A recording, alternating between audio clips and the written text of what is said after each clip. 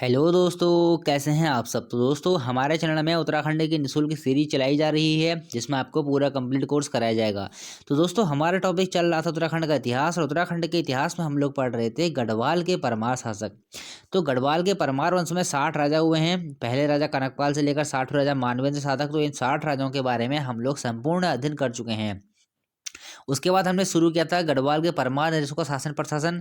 इसको हमने 2-3 पार्ट में डिवाइड कर लिया है। पहला पार्ट हम लोग पढ़ चुके हैं, और पहले पार्ट में काफ़ी चीज़ें मैं आपको बता चुका हूँ। अगर आपने वीडियो नहीं देखी है, आपको नीचे डिस्क्रिप्शन में लिंक मिल जाएगा, या आप हमारे प्लेलिस्ट में जाके वहाँ से भी वीडियो चेक कर सकते हैं। चलिए शुरू करते हैं। गढ़वाल के परमार नरेशों का शासन प्रशासन, इसका हम लोग पढ़ रहे हैं आज पार्ट 2। देखिए, सबसे पहला हमारा टॉपिक है इसमें परमार शासकों की सैन्य व्यवस्था किस तरीके की थी, उसको हम लोग डिस्कस करते हैं। देखिए, अगर हम लोग बात करते हैं राज्य का सर्वोच्च सेनापति कौन था, जो परमार नरेश थे, उनके समय में राज्य का सर्वोच्च सेनापति कौन था राज्य का, तो वह होता था राजा। महत्वपूर्ण क्वेश्चन है, आपको याद रखना है। फिर देखिए, प्रारंभ में गढ़ सेना विभिन्न पलटनों में विभक्त होती थी, जिन्हें क्या कहा जाता था, आपका उधर क्या हो जाएगा, इनको लोहबा, बधाण और सलाण इनको कहा जाता था। क्वेश्चन बनता है दोस्तों, परमार वंश में लोहबा, बधाण और सलाण शब्द किसके लिए प्रयुक्त किए गए हैं। आपका उत्तर क्या हो जाएगा, पलटनों के लिए ही ये शब्द प्रयुक्त किए गए हैं। देखिए, इसके अतिरिक्त एक पलटन को एक शब्द और यहाँ पर आता है गुल्म। आपको ये भी याद रखना है, गुल्म शब्द का भी यहाँ पर अर्थ पलटनों से ही लिया गया है, तो इसलिए आपको याद रखना है, गुल्म हो, लोहबा हो, बधाण हो, सलाण हो, ये सब पलटनों के लिए ही शब्द प्रयोग किए गए हैं। देखिए, इस समय सैनिकों की नियुक्ति कौन करता था। अगर हम लोग बात करते हैं परमार शासकों के काल की, तो परमार शासकों के समय में सैनिकों की नियुक्ति कौन करता था, तो आपका उत्तर क्या हो जाएगा, फौजदार व गोलदार। फौजदार व गोलदार की चर्चा पिछली वीडियो में मैं कुछ वहां से आपको बहुत सारी चीजें इनके बारे में बता चुका हूँ। चलिए ठीक है, एक लाइन में इनको और समझ लेते हैं हम लोग इस वाली वीडियो में। तो पहले हम लोग फौजदार के बारे में जानते हैं कि फौजदार का उस समय क्या काम होता था। पहला काम तो मैंने आपको बताया, सैनिकों की यह नियुक्ति भी करते थे फौजदार और गोलदार। इसके अलावा ये फौजदार का क्या कार्य थे, इसके बारे में हम लोग जानते हैं। देखिए, जैसे मान लीजिए हमारा उत्तराखंड राज्य है, ये हमारा गढ़वाल का क्षेत्र है। तो देखिए, गढ़वाल के क्षेत्र की ये सीमाएं हैं। तो गढ़वाल के क्षेत्र की अगर ये सीमाएं हैं, अगर इन सीमाओं की रक्षा करने के लिए कोई व्यक्ति होता होगा, कोई अधिकारी होता होगा, तो इन्हीं सीमाओं की रक्षा करते थे फौजदार। तो क्वेश्चन बनता है दोस्तों, गढ़ गढ़ परमार और नरेशों में जो उनकी सीमाएं थी राज्य की, तो उन सीमाओं की रक्षा का भार किसे सौंपा गया था, तो आपका उत्तर क्या हो जाएगा, फौजदारों को ही इसकी रक्षा का भार सौंपा गया था। सीमाओं की हम लोग बात कर रहे हैं, ध्यान देंगे यहाँ पर। उसके बाद देखिए, गोलदार। गोलदार का क्या कार्य था, पहला कार्य तो इसका यही हो गया, सैनिकों की नियुक्ति करना। दूसरा कार्य क्या रहेगा, राजधानी की सुरक्षा की जिम्मेदारी। देखिए, राजधानी की सुरक्षा हम लोग बात कर रहे हैं, राजधानी की सुरक्षा की जिम्मेदारी। देखिए, ये हमने बात की थी यहाँ पर सीमा की जिम्मेदारी, मतलब राज्य की जो सीमा आ रही है उसकी जिम्मेदारी कौन करता है, फौजदार।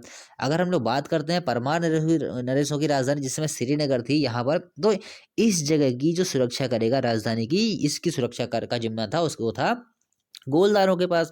तो जो राजधानी रहेगी तो बहुत महत्वपूर्ण क्षेत्र रहेगा ना, क्योंकि यहाँ पर राजा का निवास स्थान रहेगा, यहीं पर राजकोष रहेगा, यहीं पर प्रमुख कार्यालय रहेंगे। तो यहाँ पर की जो सुरक्षा का जो जिम्मा था वो था गोलदारों के पास। अगर हम लोग बात करते हैं राज्य की सीमाओं की, तो इन सीमाओं की जिम्मा किसके पास हो जाएगा, वो हो जाएगा फौजदार के पास। और जो ये फौजदार थे, ये कहीं कहीं पर इनको जो वसूली थी, राजस्व वसूली थी, उसका कार्य भी इनको सौंपा गया था। चलिए ठीक हो गया। और जैसे यहाँ पर राजा है जो ये सेनापति का कार्य करता था, जैसे मान लिया कोई बड़ा युद्ध हो, कोई महत्वपूर्ण युद्ध हो, तो बड़े और महत्वपूर्ण युद्ध में तो ये खुद ही स्वयं जाया करते थे और सेना का नेतृत्व किया करते थे। लेकिन छोटा युद्ध हो, कोई जो साधारण सा युद्ध हो, तो इसमें ये लोग जो इनके सेनापति हुआ करते थे इनसे नीचे, ये इसमें इनको ही भेज दिया करते थे। चलिए ठीक हो गया। फिर देखिए, यहाँ पर एक शब्द का आपको और ध्यान देना है। एक शब्द है भड़ शब्द। भड़ भी आता है, कहीं भड़ो भी आता है, तो आपको याद रखना है। वैसे भड़ शब्द ही इसके लिए से प्रयुक्त किया जाता है। भड़ शब्द का अर्थ क्या है, गढ़वाल में अगर हम लोग बात करते हैं, भड़ शब्द का प्रयोग किसके लिए किया जाता है, तो वीरों के लिए ही ये शब्द का प्रयोग किया जाता है। आपको याद रखना है, भड़ शब्द का अर्थ मतलब किसी वीर के लिए शब्द प्रयोग किया जाता है। फिर देखिए, गढ़ नरेशों का प्रशासन काफी सुदृढ़ था, तथा इसी कारण गढ़ नरेश एक लंबे समय तक अपना शासन कायम रख सके थे। देखिए, बहुत लंबे टाइम पीरियड तक जो गढ़वाल के परमार शासक थे, उन्होंने गढ़वाल पर शासन किया था। तो देखिए, इतना लंबा समय अगर कोई शासनकाल चल रहा है किसी भी राजवंश का, तो उसके लिए क्या है, उनको उनकी जो सेना का, उन्होंने सेना को अपनी अच्छा बनाया होगा, जो राज्य की उनकी स्थिति थी उनको उन्होंने अच्छी तरह से संभाला होगा, तो राज्य में सबसे बेहतर स्थिति उन्होंने उत्पन्न की होगी एक राज्य को चलाने के लिए। चलिए ठीक है, हम लोग बढ़ते हैं आगे। अब हम लोग बात कर लेते हैं जो आर्थिक अवस्था की, मतलब जो परमार नरेश थे उनकी जो आर्थिक अवस्था थी उसके बारे में हम लोग बात कर लेते हैं। देखिए, इस काल में गणराज्य की संपत्ति में कृषि का प्रथम स्थान था। देखिए, उस समय तो जो कृषि थी वही मुख्यतः उसी का राज्य में महत्वपूर्ण स्थान होता था। राजस्व की अगर हम लोग बात करते हैं, जो राज्य को राजस्व प्राप्त होता था, तो कृषि के द्वारा ही इस समय राज्य को जो सर्वाधिक राजस्व है वो प्राप्त होता था। तो उसी प्रकार से क्वेश्चन बनता है, गणराज्य में जो संपत्ति में जो प्रथम स्थान था, जिससे राज्य की संपत्ति जो उसकी आय थी उसमें वृद्धि होती थी, तो उसमें प्रथम स्थान किस चीज़ का था? तो आपका उत्तर क्या आ जाएगा? कृषि का। फिर देखिए, इस समय पर्वतीय राज्य में आंतरिक व्यापार ही थोड़ा बहुत होता था, मतलब जो आंतरिक व्यापार है वो थोड़ा बहुत ही इस समय होता था, वो जो मुख्यतः वस्तु विनिमय के रूप में होता था। तो देखिए, सबसे पहले हम लोग इस वस्तु विनिमय को आज समझ लेते हैं कि यह वस्तु विनिमय क्या है। देखिए, ये वस्तु विनिमय एक व्यापार की एक प्रणाली है। अगर हम लोग बात करते हैं इस वस्तु विनिमय में व्यापार कैसे होता है, मान लिया दो लोग हैं, एक व्यक्ति का नाम है ए, एक व्यक्ति का नाम है बी। हम इसको थोड़ा सा एग्जाम्पल से समझते हैं। अगर मान लिया एक इस व्यक्ति के पास कुछ वस्तुएं रखी हुई, चार वस्तुएं रखी हुई हैं, और बी के पास भी कुछ चार वस्तुएं रखी हुई हैं। हम वस्तुओं की बात कर रहे हैं और पैसों की बात नहीं कर रहे हैं। मान लिया ये बिस्कुट है, ये धनिया है, ये मिर्च है, नमक है, इसके पास भी जैसे हमारा सोना चांदी है, कुछ भी, मतलब इसके पास हो सकता है चार चीजें, इसके पास भी कुछ है। अब देखिए, अगर हम लोग बात करते हैं यहाँ पर से, इस बिस्कुट को दे के यहाँ से सोना खरीद रहा है और इस सोने को दे के यहाँ से बिस्कुट खरीद रहा है, मतलब सामान की ये लोग अदला बदली कर रहे हैं। मतलब इस सामान से इसको बदलेगा, इससे इसको बदलेगा, इससे इसको बदलेगा।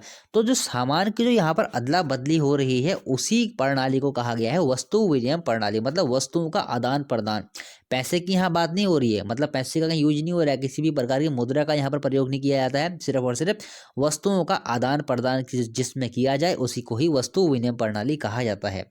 अगर क्वेश्चन बने कि परमार वंश में जो व्यापार होता था वह किस प्रणाली के जरिए होता था, तो आपका उत्तर क्या हो जाएगा? वस्तु विनिमय प्रणाली के जरिए ही यह होता था।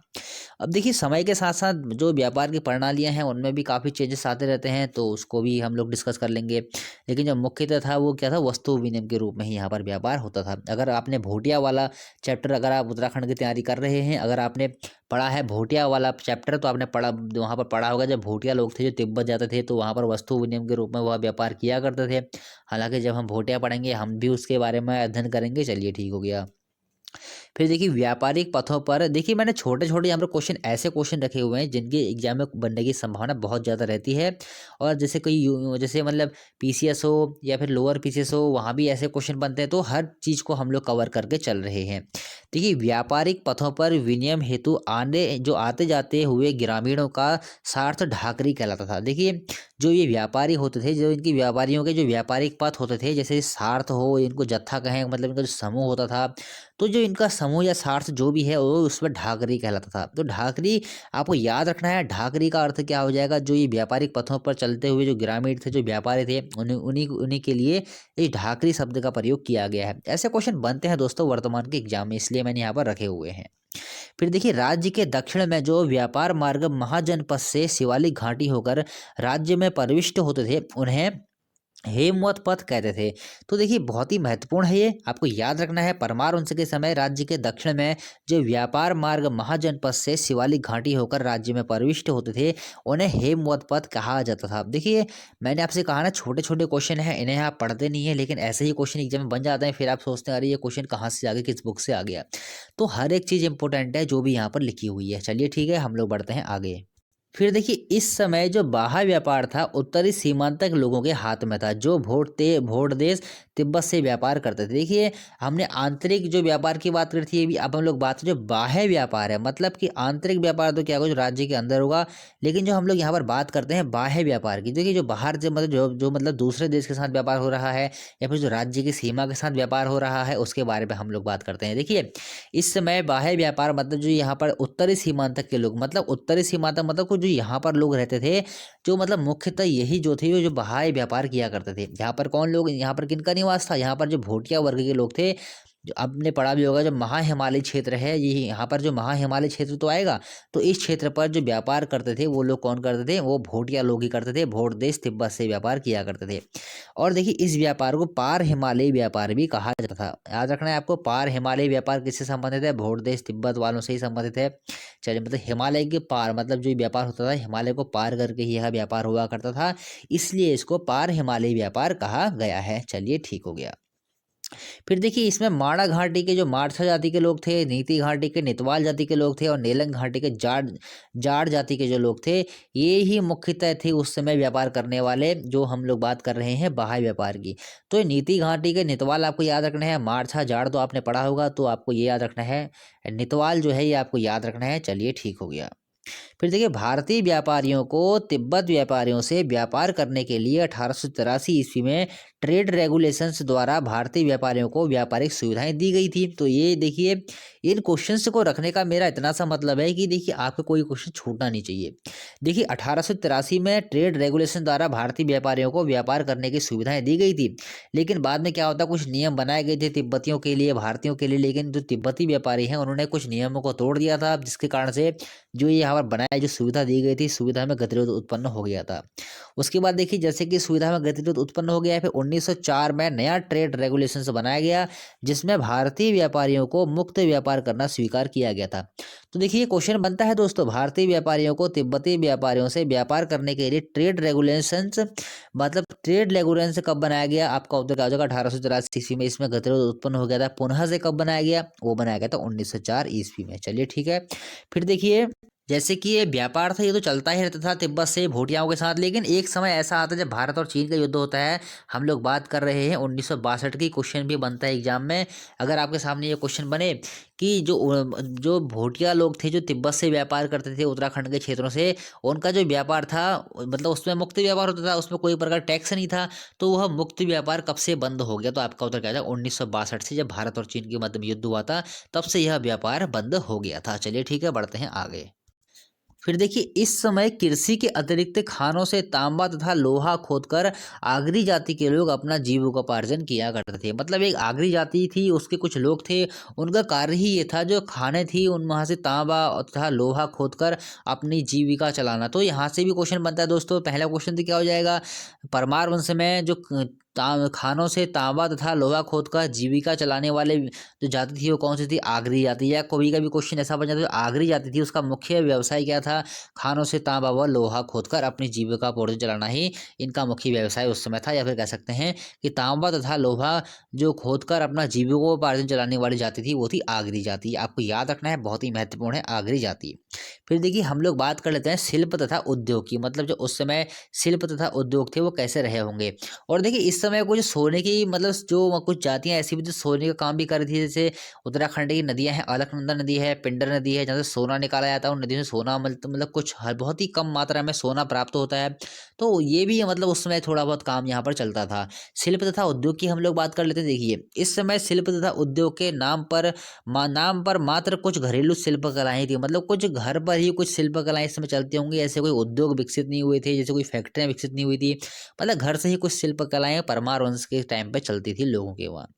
फिर देखिए परमार वंश के समय कुछ शिल्पकार थे जिन्हें उस समय किस नाम से पुकारा जाता था, उसके बारे में हम लोग जानते हैं। चमड़े से जूते बनाने वाले को कहा जाता था बाड़े, याद रखना है आपको।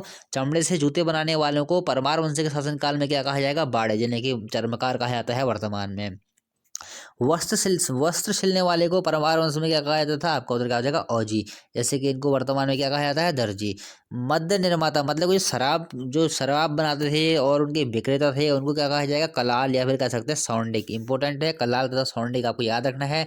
शराब बनाने वाले और उनको बेचने वाले को कलाल तथा सौंडिक कहा गया है। नाव चलाने वाले को धुनार कहा जाएगा। चलिए ठीक है, वर्तमान में इनको नाविक कहा जाता है। चलिए ठीक है, बढ़ते हैं आगे।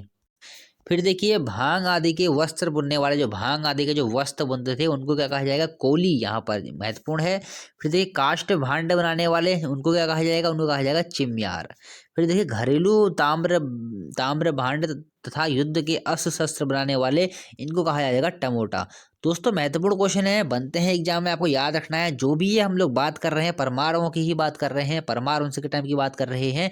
क्वेश्चन बनेगा परमार वंश के समय में भांग आदि के वस्त्र बुनने वाले को क्या कहा जाता था, आपका उत्तर क्या हो जाएगा, कोली, इनको उस समय कहा जाता था। चलिए ठीक हो गया। अब हम लोग बात कर लेते हैं पवार काल में भूमि मापन की। तो देखिए अगर हम लोग बात करते हैं परमाल काल में भूमि माप की सबसे बड़ी इकाई क्या थी? तो बहुत ही महत्वपूर्ण है, ऐसे क्वेश्चन बनते हैं। परमार काल में भूमि माप की सबसे बड़ी इकाई क्या थी? वो थी जूला। चलिए ठीक हो गया। अब कभी कभी क्वेश्चन दोस्तों ये प्रकार से पूछ लेता है कि मतलब अब देखिए सबसे बड़ी इकाई है ना, तो इंपॉर्टेंट है, तो क्वेश्चन बन सकता है कि परमार वंश में जूला के कितने, मतलब जो जूला जो भूमि माप की इकाई थी उसके कितने प्रकार थे? तो आपको याद रखना है इसके 2 प्रकार थे, और वो 2 प्रकार कौन कौन से थे? पहला था चौखुंटा जूला, दूसरा था चक्र जूला। चलिए ठीक हो गया, बहुत महत्वपूर्ण है, दोनों के दोनों आपको नाम भी याद रख लेने हैं, और आपको ये भी याद रखना है भूमि माप की यह सबसे बड़ी इकाई थी और जूला के 2 प्रकार थे। अगर हम लोग बात करते हैं कि भूमि माप की सबसे छोटी इकाई क्या थी, तो सबसे छोटी इकाई क्या थी? वो थी मुट्ठी। चलिए ठीक हो गया। और देखिए इसके अलावा भी कुछ यहाँ पर भूमि माप की इकाइयाँ थी, जैसे खार हो गया, बीसी, भार, दौड़, पाथा जिसको नाली कहते हैं, ये सब भी भूमि मापन की इकाई थे। लेकिन ये जो भी इकाइयाँ मैंने यहाँ पर लिखी हुई है भूमि मापन की, यह छोटी इकाइयाँ थी। चलिए ठीक हो गया। लेकिन इन इकाइयों में सबसे छोटी इकाई कौन सी हो जाएगी? वो हो जाएगी मुट्ठी। क्वेश्चन बनते हैं दोस्तों परमार वंश में, जैसे कि आपसे के सामने 4 ऑप्शन रख देंगे, आपसे पूछा जाएगा बताइए इनमें से कौन सी इकाई परमार वंश में थी? भूमि मापन की कौन सी इकाई परमार वंश में प्रचलित थी? तो आपके सामने दौड़ भी हो सकता है, भार भी हो सकता है, बीसी भी हो सकता है, खार भी हो सकता है। तो आपको हर तरीके से एग्जाम के लिए तैयार रहना है। चलिए ठीक है, हम लोग बढ़ते हैं आगे।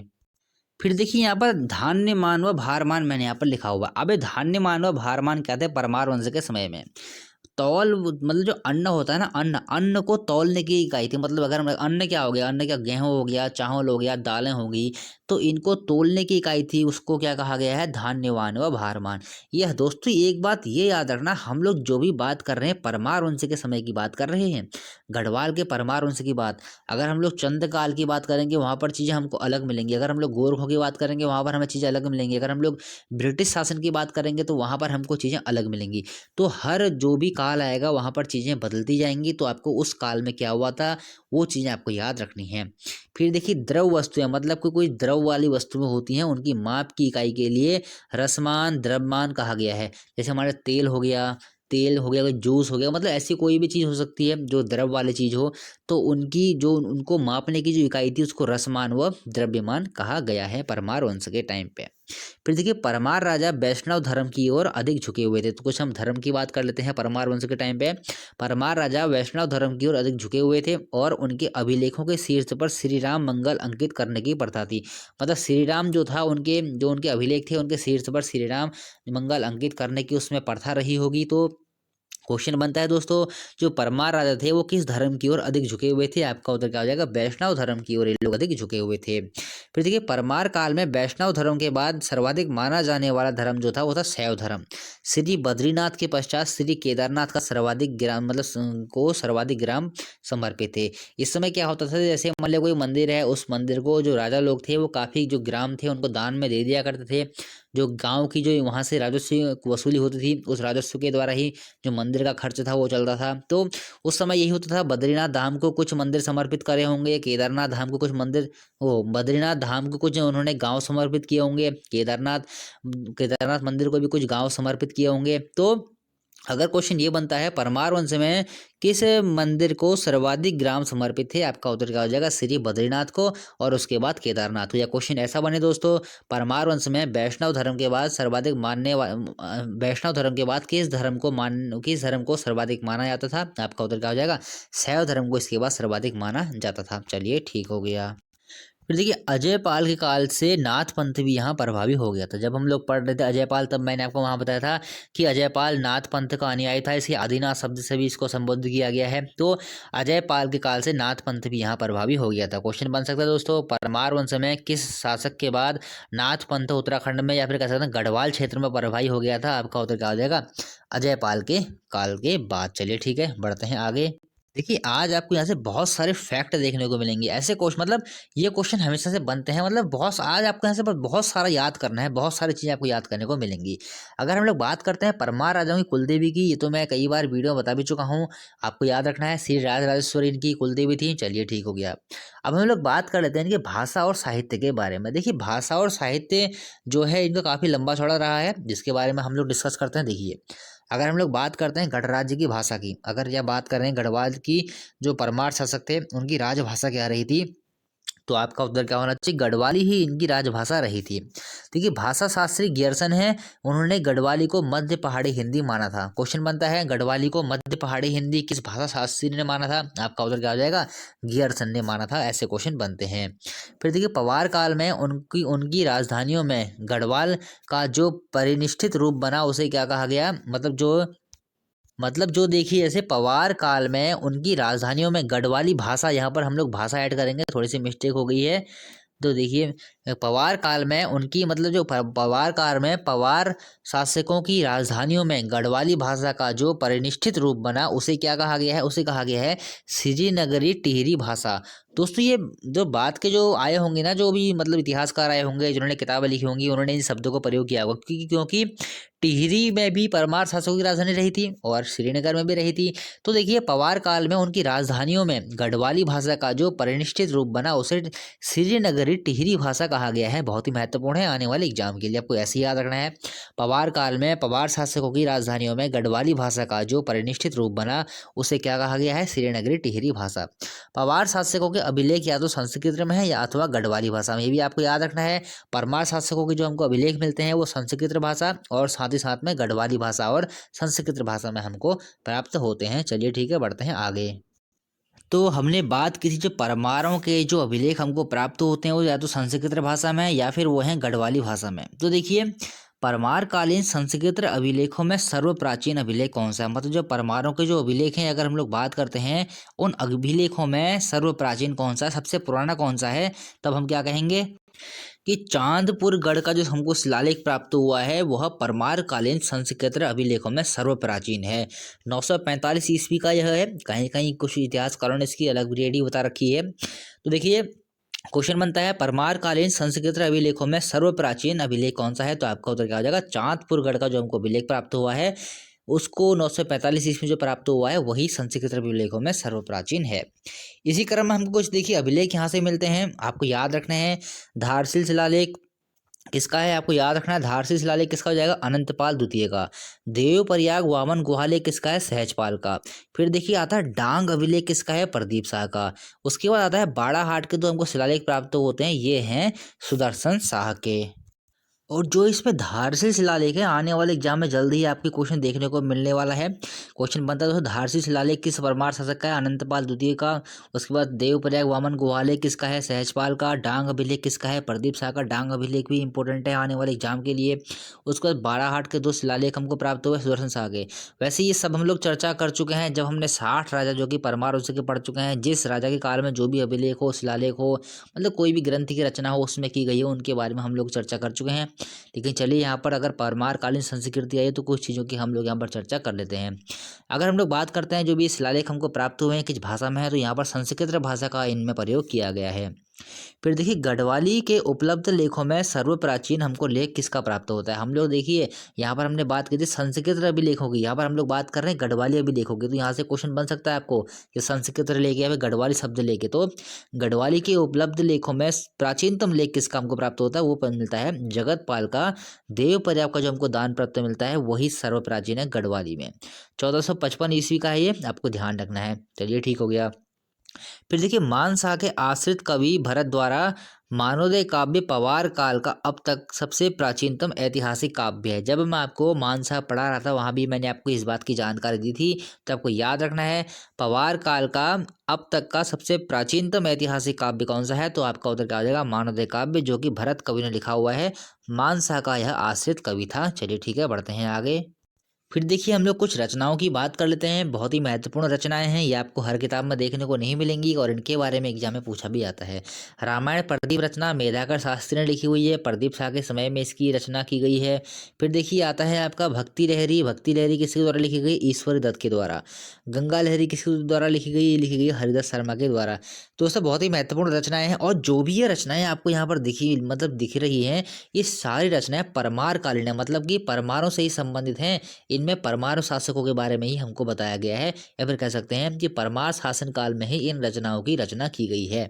तो इस वजह से जो जितनी भी ये रचनाएं इंपॉर्टेंट हो जाती हैं, क्योंकि इनकी रचना परमार काल में ही हुई है। देखिए प्रद्युम्नोदय आता है, इसकी रचना की है रामदत्त ने। महत्वपूर्ण है प्रद्युम्नोदय जो काव्य है, जो रचना है, उसकी रचना किसने की है, वो की है रामदत्त ने। और उसी प्रकार से आता है सुदर्शनोदय, महत्वपूर्ण है, सुदर्शन शाह से इसका संबंध होगा, तो इसको किसने लिखा है, कुमुदानंद ने।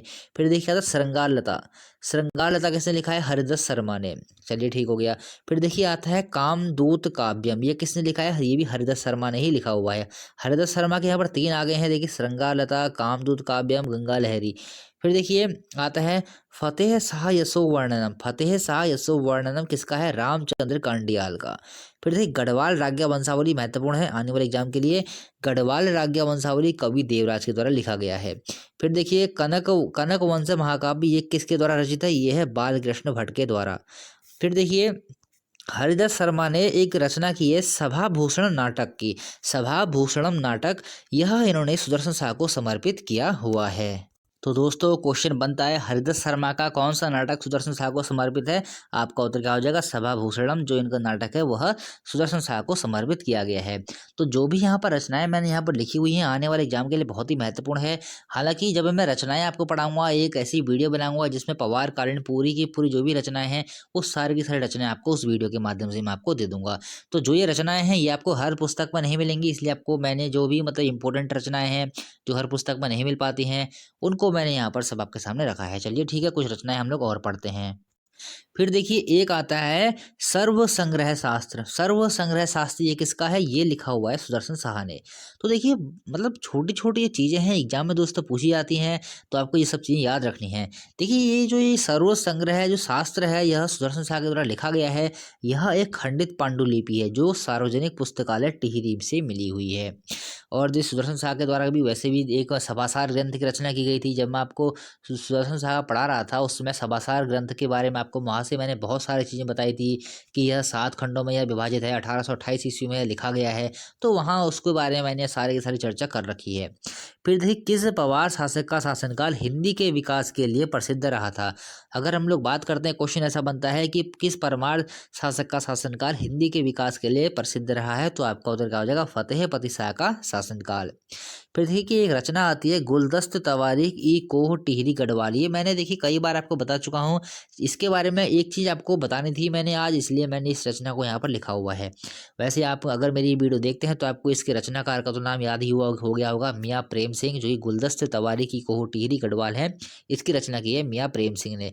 देखिए पवार कालीन भूगोल तथा इतिहास पर संभवतः यह सर्वप्रथम ग्रंथ है, मतलब कि परमार कालीन भूगोल तथा इतिहास पर संभवतः यह सर्वप्रथम ग्रंथ है। तो इस कारण से यह ग्रंथ महत्वपूर्ण हो जाता है। क्वेश्चन बन सकता है परमार कालीन भूगोल तथा इतिहास पर सर्वप्रथम ग्रंथ कौन सा है, तो आपका उत्तर क्या हो जाएगा, गुलदस्त तवारीख की कोह टिहरी गढ़वाल, जो कि मियाँ प्रेम सिंह द्वारा रचित है। और यह प्रताप शाह के सभासद थे, कौन, मियाँ प्रेम सिंह, और उन्हीं के समय पर इसकी रचना की गई है।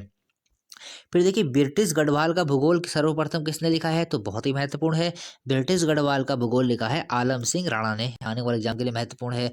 अगर हम लोग बात करते हैं गढ़वाल का इतिहास किसने लिखा है, तो गढ़वाल का इतिहास हरिकृष्ण जतुड़ी द्वारा लिखा गया है। चलिए ठीक है, बढ़ते हैं आगे। तो दोस्तों आज जो भी ये क्वेश्चन आ रहे हैं ना, ये एग्जाम की दृष्टि से बहुत ज़्यादा महत्वपूर्ण हैं, आप इनको बिल्कुल भी मिस नहीं कीजिएगा। दोस्तों एक बात और बताऊं, जैसे हमारे चैनल में आपको बहुत सारे वैसे सब्जेक्ट मिल रहे हैं। हमने उत्तराखंड का भूगोल भी शुरू किया हुआ है, हालांकि 3-4 चैप्टर उसके रह गए हैं जिनको मैं जल्द ही पूरे करवाऊंगा। और आप हमारे पेज, जो हमारे फेसबुक पेज है उससे भी आप जुड़ जाइए, उसका लिंक आपको नीचे डिस्क्रिप्शन में मिल जाएगा। फिर देखिए परमार कालीन संस्कृत मिश्रित गढ़वाली, अगर हम लोग बात करते हैं, फ़ोन की बैटरी भी दोस्तों लो हो गई है, चार्ज करने का टाइम नहीं मिला था। चलिए ठीक हो गया। फिर देखिए परमार कालीन संस्कृत मिश्रित गढ़वाली, देखिए परमार कालीन संस्कृत मिश्रित गढ़वाली भाषा की प्राचीनतम उपलब्ध रचना है। मतलब अगर हम लोग बात करते हैं, क्वेश्चन ऐसा बनता है परमार कालीन संस्कृत मिश्रित गढ़वाली भाषा का जो प्राचीनतम हमारे पास उपलब्ध रचना है वो कौन सी है, तो आपका उत्तर क्या हो जाएगा, ढोल सागर। इसके बारे में बताया गया कि कोई अज्ञात लेखक के द्वारा यह लिखा गया है। तो दोस्तों आपको याद रखना है, परमार कालीन संस्कृत मिश्रित गढ़वाली भाषा की प्राचीनतम उपलब्ध रचना कौन सी जाएगी, वो हो जाएगी ढोल सागर। फिर थी गढ़वीर महाकाव्य, एक रचना है जो कि रूप मोहन सकलवानी द्वारा लिखा गया है। जो ग्रंथ है जो गढ़वीर महाकाव्य है, किसके द्वारा रचित है, वो है रूप मोहन सकलानी के द्वारा। देखिए ये क्यों महत्वपूर्ण है, क्योंकि इसमें रिखोला लोधी पर यह लिखा गया है, रिखोला लोधी के ऊपर यह लिखा गया है, इसलिए यह महत्वपूर्ण है। फिर देखिए एक आता है जय विजय नाटक। अगर हम लोग बात करते हैं जय विजय नाटक किसके द्वारा लिखा गया, ये लिखा गया है भवानी दत्त के द्वारा। 1911 ईस्वी में यह लिखा गया है, महत्वपूर्ण है आने वाले एग्जाम के लिए। फिर देखिए गढ़वाली छंदमाला संग्रह। अगर हम लोग बात करते हैं गढ़वाली छंदमाला संग्रह किसके द्वारा लिखा गया है, ये लिखा गया है लीलानंद कोडनाला के द्वारा 1918 में। फिर देखिए काव्य संग्रह फूलकंडी, ये किसके द्वारा लिखा गया है, ये लिखा गया है महंत योगेंद्रपुरी के द्वारा 1938 में। और देखिए मोछंग काव्य संग्रह है, ये किसके द्वारा रचित है, ये है चक्रधर बहुगुणा के द्वारा 1938 ईस्वी में इसको लिखा गया है। देखिए दोस्तों यहाँ पर जो भी ग्रंथ आए हैं हमारे पास इस वाले पेज में, जैसे 1900 ईस्वी के में ही लिखे गए हैं, तो ये बाद के जो हमारे ग्रंथ हमको प्राप्त होते हैं उनकी हम लोग यहाँ पर चर्चा की थी। और दोस्तों अगली वाली वीडियो में कुछ शासन प्रशासन की कुछ हम लोग बातें और करेंगे। फिलहाल आज तो जो हमने पढ़ा था काफ़ी डीप पढ़ लिया है, रचनाएं काफ़ी सारी हमने पढ़ ली हैं, सैन्य प्रशासन है उसके बारे में हमने जाना है। तो अगली वीडियो एक पार्ट हमारा और बचेगा, उसके बाद हमारा जो परमार उनसे खत्म हो जाएगा, हम लोग चंद वंश से शुरू कर देंगे। तो बस एक पार्ट और रह गया है, जो परमार वंश की जो शासन प्रणाली है उसके बाद हम लोग चंद वंश शुरू करने वाले हैं। तो दोस्तों कुछ अगर आपको पूछना होता तो कमेंट करके पूछ लिया कीजिए। मिलते हैं अगली वीडियो में, वीडियो को लाइक कीजिए और चैनल को सब्सक्राइब कीजिए। तो मिलते हैं अगली वीडियो में।